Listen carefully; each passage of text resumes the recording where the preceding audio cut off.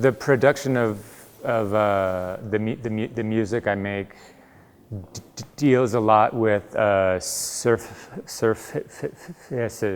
So there's a surface of the drum, surface of the speaker, surface, and I produce different sounds, and I kind of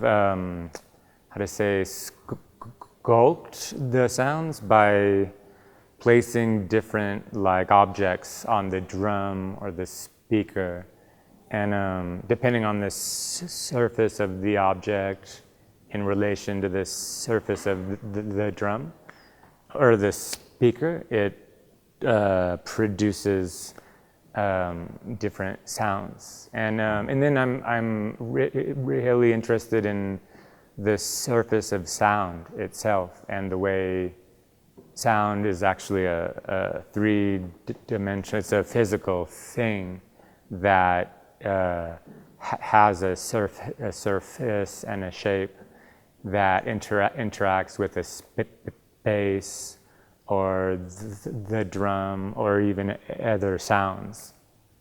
So the idea is just the memory of those surfaces. Like I have an internal kind of a catalog of these surfaces. That's kind of like my musical vocabulary. I was a little nervous because I work a lot with feedback, and that really depends a lot on the room, the temperature, humidity, and everything. And at first we were thinking to mic it and be through a PA.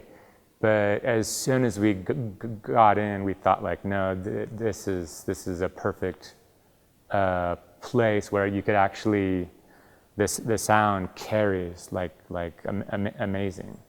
So it's a wonderful place to play acoustically. Yeah.